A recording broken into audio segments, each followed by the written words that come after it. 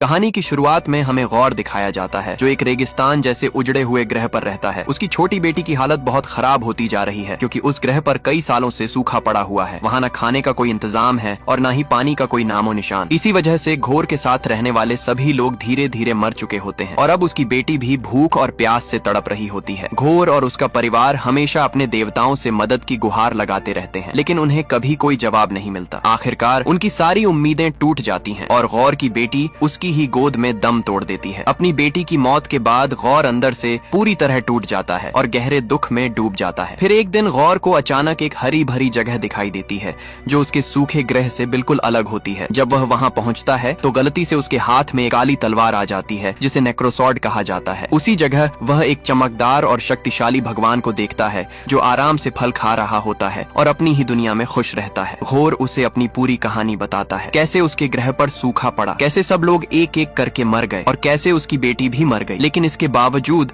उसने अपनी आस्था नहीं छोड़ी। वह सोचता है कि अब उसे मुक्ति मिल जाएगी, लेकिन वो भगवान उसकी बातों का मजाक उड़ाते हुए कहता है कि तुम जैसे लोग किसी काम के नहीं होते और तुम्हारे लिए कोई मुक्ति नहीं है। इतना ही नहीं, वो ये भी बताता है कि ये सब एक जाल था, ताकि नेक्रोसॉर्ड का असली धारक सामने आ जाए। ये सुनकर घोर का दिल टूट जाता है और उसे समझ आ जाता है कि जिन देवताओं को वह पूजता था वो असल में बहुत स्वार्थी और निर्दयी हैं। गुस्से में आकर घोर उस भगवान की ताकत का प्रतीक, उसकी माला तोड़ देता है। भगवान उस पर हमला करने की कोशिश करता है, लेकिन तब तक घोर ने नेक्रोसॉर्ड को पूरी तरह अपना लिया होता है। तलवार की काली शक्ति धीरे धीरे उसे अपने कब्जे में लेने लगती है। उसे अजीब आवाजें सुनाई देने लगती हैं और उसके सामने ऐसे दृश्य आते हैं जो उसे उकसाते हैं कि सभी देवता बुरे हैं और उन्हें खत्म कर देना चाहिए। तलवार उसे और ताकत देने का वादा करती है और घोर उस पर पूरी तरह विश्वास कर लेता है। इसके बाद घोर उसी भगवान को मार देता है और कसम खाता है कि अब वह एक एक करके सभी देवताओं का अंत करेगा, क्योंकि अब उसे समझ आ चुका था कि ये देवता लोगों की मदद नहीं करते, बल्कि सिर्फ अपनी सुख सुविधाओं में लगे रहते हैं। इसके बाद कहानी हमें थोर की तरफ ले जाती है, जहाँ कॉर्ग कुछ बच्चों को थोर की कहानी सुना रहा होता है। वह बताता है कि थोर बचपन से ही एक योद्धा रहा है और उसने अपने माता पिता के साथ कई युद्ध देखे हैं। बड़ा होकर थोर ने अनगिनत लड़ाइयाँ लड़ी और उन्हें जीता भी। इस दौरान उसकी जिंदगी में कई लड़कियां आईं, लेकिन उसकी असली मोहब्बत जेन फॉस्टर थी, जिससे वह बेहद प्यार करता था। लेकिन कुछ समय बाद दोनों अलग हो जाते हैं। इसके बाद थोर की जिंदगी में कई दुखद घटनाएं होती हैं और वह अंदर से टूट जाता है। वह मानसिक रूप से कमजोर हो जाता है और खुद को संभालने के लिए ज्यादा खाने पीने लगता है, जिससे उसका वजन काफी बढ़ जाता है। लेकिन एंड गेम के बाद वह फिर से खुद को बदलता है और गार्डियंस ऑफ द गैलेक्सी के साथ जुड़ जाता है। वहाँ वह अपनी नई पहचान बनाता है, खुद को फिट करता है और उनके साथ मिलकर कई मिशन पूरे करता है। फिर भी थोर अपने पुराने दर्द को पूरी तरह भुला नहीं पाता, इसलिए वह लड़ाइयों से थोड़ा दूर रहने की कोशिश करता है और शांति की तलाश में ध्यान लगाने लगता है। लेकिन उसकी गैर मौजूदगी में गार्डियंस के लिए लड़ाई जीतना मुश्किल हो जाता है। तभी उनकी टीम का एक सदस्य थोर के पास आता है और कहता है कि तुम्हारे बिना हम ये लड़ाई नहीं जीत सकते, हमें तुम्हारी जरूरत है। ये सुनकर थोर फिर से तैयार हो जाता है और अपना हथियार स्टॉर्म ब्रेकर उठाता है। वह तुरंत युद्ध के मैदान में पहुंचता है, जहां उसकी टीम एक अजीब और खतरनाक प्राणी से लड़ रही होती है। उस प्राणी ने पूरे ग्रह के लोगों को एक मंदिर के अंदर कैद कर रखा होता है। तभी उस ग्रह का राजा भी वहां आ जाता है और हालात और भी ज्यादा गंभीर हो जाते हैं। थोर के साथ उसके बाकी साथी भी मौजूद होते हैं, जो उसे देखकर बेहद खुश हो जाते हैं और तुरंत उसकी मदद मांगते हैं। थोर बिना समय गंवाए अपना हथियार उठाता है और सीधे युद्ध के मैदान में कूद पड़ता है। अपनी ताकत और अनुभव की बदौलत वह अकेले ही दुश्मनों का सामना करता है और कुछ ही देर में पूरी लड़ाई जीत लेता है। ये देखकर वहाँ मौजूद सभी लोग खुश हो जाते हैं और थोर के नाम के नारे लगाने लगते हैं। इसके बाद कहानी धरती पर शिफ्ट होती है, जहाँ एक पोस्टर के जरिए दिखाया जाता है कि जेन फॉस्टर अस्पताल में भर्ती है। जेन, जो इस समय कैंसर जैसी खतरनाक बीमारी से जूझ रही है, उसका कैंसर अब चौथे स्टेज तक पहुंच चुका होता है। डॉक्टर उसे साफ बता देते हैं कि उसके पास अब ज्यादा समय नहीं बचा है। इस दौरान उसकी एक दोस्त उससे मिलने आती है और उससे कहती है कि क्या उसे अपनी जिंदगी के आखिरी दिनों में अपने पुराने प्यार यानी थोर से मिलना चाहिए और उसके साथ कुछ समय बिताना चाहिए। लेकिन जेन इस बात पर ज्यादा ध्यान नहीं देती और उसे नजरअंदाज कर देती है। एक दिन जब जेन नॉर्स मिथोलॉजी से जुड़ी एक किताब पढ़ रही होती है, तब उसे पता चलता है कि थोर का हथियार म्योल्निर अपनी जादुई शक्तियों से किसी भी इंसान को ठीक कर सकता है। ये जानने के बाद जेन के मन में एक उम्मीद जागती है और वह उस हथियार को ढूंढने का फैसला करती है। इसके बाद जेन न्यू असगार्ड पहुंचती है, जहां अब सब कुछ पहले से काफी बदल चुका होता है। वो जगह अब एक टूरिस्ट स्पॉट बन चुकी है और दुनिया भर से लोग वहां घूमने आते हैं। ये सब वेल्किरी की वजह से मुमकिन हुआ है, जो अब असगार्ड की नई रानी बन चुकी है। थोर का उसे रानी बनाना एक सही फैसला साबित हुआ था। जैसे ही जेन वहां पहुंचती है, उसे उस जगह के बारे में पता चलता है जहां म्योल्निर म्योल्निर के टूटे हुए टुकड़े रखे गए हैं। वहाँ एक खास जगह बनाई गई होती है जहाँ लोग उसे देखने आते हैं। जैसे ही जेन उस स्थान के पास पहुँचती है, म्योल्निर के टूटे हुए हिस्से हल्के हल्के चमकने लगते हैं, जैसे वो उसे बुला रहे हों। दूसरी तरफ थोर अपनी जीत से ज्यादा खुश नजर नहीं आता और वहाँ के राजा से इनाम के तौर पर 2 बड़ी बकरियां ले लेता है। जब वह उन बकरियों को लेकर गार्डियंस के स्पेसशिप पर पहुंचता है तो वे बकरियां वहां खूब ऊधम मचाने लगती हैं, जिससे सभी लोग परेशान हो जाते हैं। इसी बीच अचानक अलग अलग जगहों से संदेश आने लगते हैं, जिनसे पता चलता है कि कई ग्रहों पर देवताओं को बेरहमी से मारा जा रहा है। ये घटनाएं एक ही समय पर अलग अलग जगह हो रही होती हैं, जिससे साफ हो जाता है कि कोई बहुत ताकतवर दुश्मन इन सब के पीछे है। ये खबर सुनकर थॉर समझ जाता है कि मामला काफी गंभीर है। वह तुरंत अपनी टीम से अलग होकर इस खतरे की जड़ तक पहुंचने का फैसला करता है। वह स्टॉर्म ब्रेकर की मदद से एक जगह से दूसरी जगह जाता है और लोगों की मदद करने लगता है। इसी दौरान वह एक ऐसे ग्रह पर पहुंचता है जहां पहले से ही तबाही मची हुई होती है। वहां पहुंचकर उसे पता चलता है कि उस जगह का देवता पहले ही मारा जा चुका है। चारों तरफ बर्बादी फैली होती है और कोई भी जिंदा नजर नहीं आता। तभी उसे वहां एक घायल व्यक्ति दिखाई देता है। थॉर तुरंत उसके पास जाता है और देखता है कि उस व्यक्ति का एक हाथ बुरी तरह से कट चुका है और वह बहुत मुश्किल से जिंदा है। वो घायल आदमी थॉर को बताने की कोशिश करता है कि क्या हुआ था, लेकिन उसकी हालत इतनी खराब होती है कि उसकी आवाज ठीक से निकल भी नहीं पाती। थॉर उस घायल आदमी से पूछता है कि ये सब किसने किया। वो आदमी मुश्किल से बोल पाता है और बताता है कि एक खतरनाक दैत्य है जिसका नाम गोर है। वो बेरहमी से देवताओं का शिकार कर रहा है और उसके पास एक खतरनाक हथियार है जिसे नेक्रोसॉर्ड कहा जाता है, जो उसे देवताओं को मारने की ताकत देता है। ये सुनते ही थॉर समझ जाता है कि खतरा कितना बड़ा है। उसी समय घोर न्यू असगार्ड की तरफ बढ़ रहा होता है। ये जानकर थॉर तुरंत अपने साथियों के साथ वहां जाने का फैसला करता है और स्टॉर्म ब्रेकर की मदद से सीधे न्यू असगार्ड पहुंच जाता है। न्यू असगार्ड में पहुंचते ही वो देखता है कि वहां अफरा तफरी मची हुई है। वेल्किरी और कॉर्ग एक अंधेरे और डरावने जीव से लड़ रहे होते हैं जिसे घोर ने भेजा होता है। जैसे ही थोर वहां पहुंचता है, वो भी उनके साथ मिलकर उस प्राणी से लड़ना शुरू कर देता है। लड़ाई के दौरान थोर अचानक देखता है कि उसका टूटा हुआ हथौड़ा म्योल्निर फिर से जुड़ चुका है और कोई उसे कंट्रोल कर रहा है। वो हथौड़ा घोर के भेजे हुए जीवों को खत्म कर रहा होता है। ये देखकर थॉर हैरान रह जाता है, क्योंकि म्योल्निर तो पहले टूट चुका था। जब वह ध्यान से देखता है तो उसे पता चलता है कि म्योल्निर को चलाने वाली कोई और नहीं बल्कि जेन फॉस्टर है। थॉर उसे देखकर पूरी तरह चौंक जाता है और समझ नहीं पाता कि ये कैसे संभव हुआ। थॉर उसके पास जाता है और उससे पूछता है कि ये सब कैसे हुआ, लेकिन जेन खुद भी पूरी तरह कंफ्यूज होती है। वो बस इतना कहती है कि अभी इन सब बातों का समय नहीं है, पहले हमें इस खतरे से निपटना होगा। तभी घोर वहाँ दिखाई देता है और थॉर तुरंत उसकी तरफ बढ़ता है। दोनों के बीच जबरदस्त लड़ाई शुरू हो जाती है। घोर अपनी काली ताकत का इस्तेमाल करता है, जिससे थॉर को उससे लड़ने में काफी मुश्किल होती है। थॉर पूरी ताकत लगाकर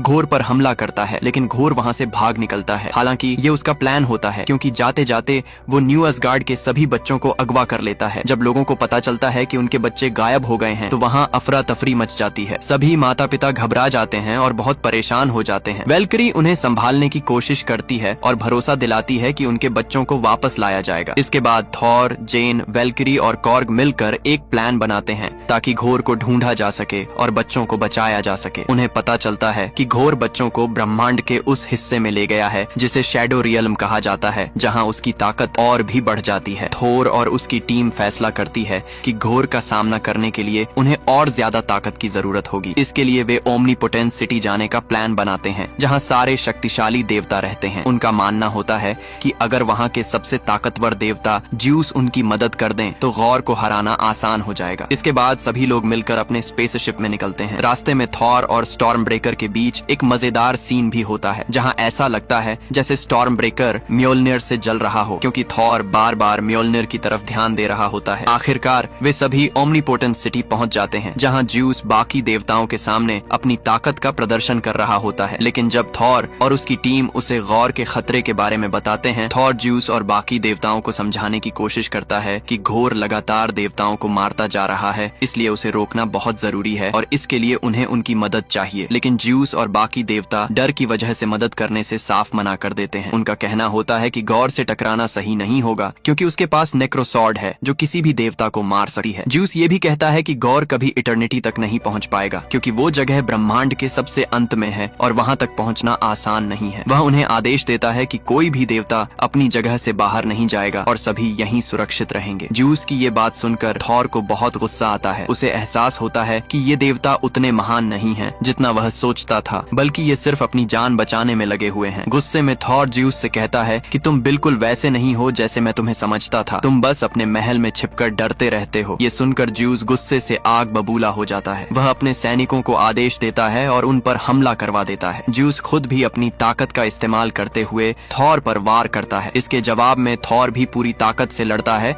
और आखिरकार ज्यूस के ही हथियार थंडरबोल्ट का इस्तेमाल करके उसे घायल कर देता है। इसके बाद हालात और बिगड़ जाते हैं और वहाँ अफरा तफरी मच जाती है। थॉर अपने साथियों के साथ वहाँ से निकलने की कोशिश करता है। इस दौरान कॉर्ग बुरी तरह घायल हो जाता है और उसका शरीर टूट जाता है, लेकिन उसका सिर जिंदा रहता है। थॉर उसे अपने साथ ले जाता है और किसी तरह वहाँ से बाहर निकल जाता है। जाते जाते वह ज्यूस का थंडरबोल्ट भी अपने साथ ले लेता है ताकि आगे की लड़ाई में उसका इस्तेमाल कर सके। इसके बाद थॉर घोर द्वारा अगवा किए गए बच्चों से बात करने की कोशिश करता है। वह उन्हें दिलासा देता है और कहता है कि डरने की जरूरत नहीं है, वो जल्द ही उन्हें बचाने आएगा। दूसरी तरफ थोर और उसकी टीम ये समझ जाते हैं कि घोर का सामना अकेले करना आसान नहीं होगा, लेकिन अब उनके पास ज्यूस का ताकतवर हथियार थंडरबोल्ट भी होता है, जिससे उन्हें थोड़ी उम्मीद मिलती है। फिर सभी मिलकर शैडो रियल्म की तरफ बढ़ने का फैसला करते हैं, जहां घोर छिपा हुआ है। स्टॉर्म ब्रेकर की मदद से वे वहां पहुंचने की तैयारी करते हैं। इस दौरान एक मजेदार लेकिन इमोशनल सीन भी दिखाया जाता है, जहां स्टॉर्म ब्रेकर ऐसा रिएक्ट करता है जैसे उसे थॉर से जलन हो रही हो, क्योंकि थॉर बार बार म्योल्निर की तरफ ध्यान दे रहा होता है। थॉर उसे शांत करता है और समझाता है कि चाहे कुछ भी हो जाए, वो हमेशा उसका सबसे खास हथियार रहेगा। इसी बीच जेन भी वहां पहुंच जाती है। उसे देखकर थॉर अपने दिल की बात कहता है। वह बताता है कि जेन से अलग होने के बाद वह कितना अकेला हो गया था और उसे कभी सच्ची खुशी नहीं मिली। वह ये भी कहता है कि अब वह फिर से उसे खोना नहीं चाहता और अपनी बाकी जिंदगी उसके साथ बिताना चाहता है। जेन उसकी बात सुनकर भावुक हो जाती है और उसे अपनी सच्चाई बताती है। वह कहती है कि जब वे दोनों अलग हुए तब उसकी जिंदगी बहुत मुश्किल हो गई थी और जब उसे पता चला कि उसे चौथे स्टेज का कैंसर है तो उसकी दुनिया ही टूट गई। वह ये भी कहती है कि अब उसके पास ज्यादा समय नहीं बचा है, इसलिए वह अपनी जिंदगी के आखिरी दिन लड़ते हुए बिताना चाहती है, न कि हार मानकर। ये सुनकर थॉर को बहुत दुख होता है, लेकिन उनके बीच जो पुरानी गलतफहमियां थीं, वो अभी भी कहीं न कहीं बाकी होती हैं। जब दोनों के बीच की सारी गलतफहमियां दूर हो जाती हैं, तो थॉर और जेन फिर से एक हो जाते हैं। दोनों इमोशनल होकर एक दूसरे के करीब आते हैं और तभी वहाँ वेल्किरी आ जाती है। वह उन्हें बताती है कि हम गौर के अंधेरे ग्रह यानी शैडो रियल्म में पहुंच चुके हैं। उस जगह की काली शक्तियों की वजह से पूरा माहौल ब्लैक एंड व्हाइट नजर आने लगा है। इसके बाद सभी लोग वहाँ उतरते हैं और उस जगह की तरफ बढ़ते हैं जहाँ गौर ने बच्चों को कैद करके रखा था, लेकिन जब वे अंदर पहुँचते हैं तो देखते हैं कि वहाँ कोई भी नहीं है। तभी दीवार पर बने इटर्निटी के चिन्ह को देखकर जेन समझ जाती है कि गौर का असली प्लान क्या है। वह तुरंत थॉर को बताती है कि गौर स्टॉर्म ब्रेकर की मदद से इटर्निटी का दरवाजा खोलना चाहता है और अगर वो ऐसा करने में सफल हो गया तो उसे रोकना नामुमकिन हो जाएगा। तभी अचानक घोर वहाँ आ जाता है। घोर अपनी काली शक्तियों से थॉर, जेन और बाकी सभी को काले साए जैसी जंजीरों में जकड़ लेता है और उन्हें मानसिक रूप से तोड़ने की कोशिश करता है। वह एक एक करके सबको डराने और कमजोर करने की कोशिश करता है, लेकिन कोई भी उसकी बातों में नहीं आता। फिर घोर थोर के पास आता है और उसे और ज्यादा दर्द देने की कोशिश करता है। उसे पता होता है कि थॉर की सबसे बड़ी कमजोरी जेन है, इसलिए वह जेन को निशाना बनाता है और उसे चोट पहुंचाने लगा है। जेन को इस हालत में देखकर थॉर खुद को रोक नहीं पाता। वह अपनी पूरी ताकत इकट्ठा करता है और जोरदार बिजली के साथ हमला करता है। जैसे ही बिजली गिरती है, सभी लोग गौर की काली कैद से आजाद हो जाते हैं। इसके बाद थॉर अपने साथियों के साथ मिलकर घोर पर हमला कर देता है। जेन भी म्योल्निर के साथ पूरी ताकत से लड़ती है। दोनों मिलकर घोर का सामना करते हैं और वहाँ एक खतरनाक लड़ाई शुरू हो जाती है। लड़ाई के दौरान घोर अपनी पूरी ताकत दिखाता है और कई बार उन पर भारी पड़ता है। जब वेल्किरी घोर पर हमला करने की कोशिश करती है तो घोर उसे ज्यूस के थंडरबोल्ट से घायल कर देता है। ये देखकर हालात और ज्यादा गंभीर हो जाते हैं। थोर समझ जाता है कि अगर अभी कुछ नहीं किया तो सब कुछ खत्म हो सकता है। दूसरी तरफ गौर स्टॉर्म ब्रेकर को अपने कब्जे में लेकर इटर्निटी का दरवाजा खोलने में कामयाब हो जाता है। वह वहाँ पहुँच जाता है जहाँ उसकी एक इच्छा पूरी हो सकती है, लेकिन इस दौरान जेन की हालत बहुत ज्यादा खराब हो जाती है क्योंकि म्योल्निर की ताकत उसके शरीर पर असर डाल रही होती है। जेन का इलाज लगातार चल रहा होता है और डॉक्टर उसे बताते हैं कि उसके शरीर में कैंसर बहुत तेजी से फैल रहा है। म्योल्निर की ताकत इस्तेमाल करने की वजह से उसका शरीर और भी जल्दी कमजोर हो रहा है, इसलिए उसके पास अब बहुत कम समय बचा है। ये बात सुनकर थॉर अंदर से टूट जाता है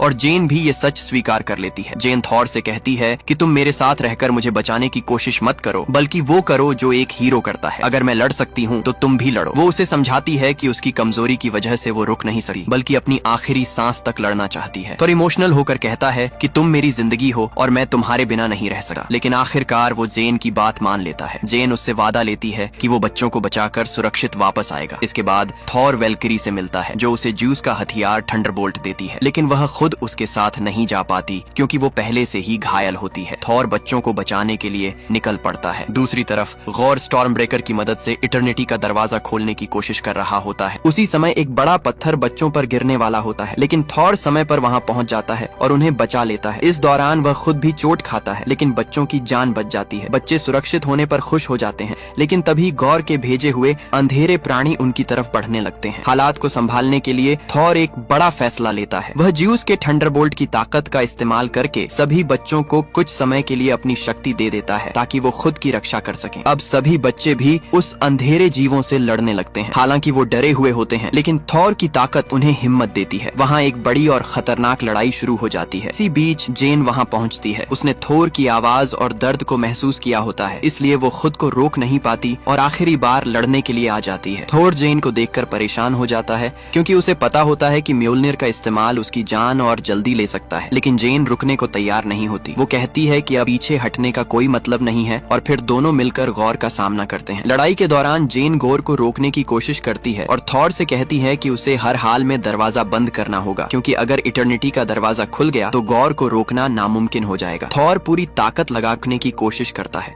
और किसी तरह उसे पीछे धकेल देता है, लेकिन तब तक इटर्निटी का दरवाजा खुल चुका होता है। ये सब देखकर थॉर स्टॉर्म ब्रेकर की मदद से सभी बच्चों को अपनी ताकत दे देता है। बच्चे अब थोड़ी देर के लिए उसकी शक्ति के साथ लड़ने लगते हैं। ये थॉर ज्यूस के थंडरबोल्ट से गौर की ताकत को रोकने की कोशिश करता है। मौका देखकर जेन म्योल्निर की मदद से नेक्रोसॉर्ड पर वार करती है और उसे तोड़ देती है। तलवार टूटते ही उसकी काली शक्ति भी खत्म होने लगती है। हालांकि ऐसा करने से जेन खुद बहुत ज्यादा कमजोर हो जाती है, क्योंकि म्योल्निर की ताकत उसके शरीर को धीरे धीरे खत्म कर रही होती है। उधर गौर किसी तरह इटर्निटी के दरवाजे तक पहुंच जाता है और उसके अंदर चला जाता है। उसी समय थॉर और जेन भी वहां पहुंच जाते हैं, लेकिन जेन की हालत अब बहुत खराब हो चुकी होती है। वो मुश्किल से खड़ी रह पाती है। थॉर गौर को रोकने की कोशिश करता है, लेकिन फिर उसे एहसास होता है कि गौर को ताकत से नहीं बल्कि समझाकर ही रोका जा सकता है। थॉर उसे कहता है कि तुम असल में मौत नहीं चाहते, तुम बस अपनी बेटी को वापस पाना चाहते हो। बदला लेने से तुम्हें कभी शांति नहीं मिलेगी, लेकिन प्यार तुम्हें वो सुकून दे सकता है जो तुम खोज रहे हो। थोर की बात सुनकर गौर के अंदर का दर्द बाहर आ जाता है। उसे अपनी बेटी की याद आने लगती है और उसका गुस्सा धीरे धीरे खत्म होने लगता है। आखिरकार गौर बदला छोड़ देता है और इटर्निटी से एक इच्छा मांगता है, अपनी बेटी को वापस जिंदा करने की। इटर्निटी उसकी इच्छा पूरी कर देती है और उसकी बेटी फिर से जीवित हो जाती है। लेकिन नेक्रोसॉर्ड की काली शक्ति की वजह से गौर खुद मरने लगा है, क्योंकि उस तलवार का इस्तेमाल करने की कीमत उसकी जिंदगी होती है। मरने से पहले गौर थॉर से कहता है कि वो उसकी बेटी का ख्याल रखे। थॉर उससे वादा करता है कि वो उसे अपनी बेटी की तरह संभालेगा। इसी बीच जेन की हालत भी बहुत ज्यादा खराब हो जाती है। थॉर उसके पास जाता है और जेन उसकी बाहों में अपनी आखिरी सांस लेती है। जेन की मौत थॉर को तोड़ देती है, लेकिन वह खुद को संभालता है और गौर की बेटी को अपने साथ ले जाता है। इसके बाद हमें दिखाया जाता है कि न्यू असगार्ड में जेन की एक बड़ी मूर्ति बनाई गई है, जो उसकी बहादुरी और बलिदान की याद दिलाती है। थॉर अब गौर की बेटी, जिसका नाम लव होता है, के साथ एक नई जिंदगी जी रहा होता है। वह उसे अच्छे संस्कार सिखाता है और उसके साथ मिलकर लोगों की मदद करता है। दोनों मिलकर बुराई से लड़ते हैं और एक नई टीम की तरह काम करते हैं। दूसरी तरफ ज्यूस जिंदा होता है और गुस्से में अपने बेटे हरक्यूलिस को थॉर को मारने के लिए भेजता है। यहीं पर इस कहानी का अंत हो जाता है।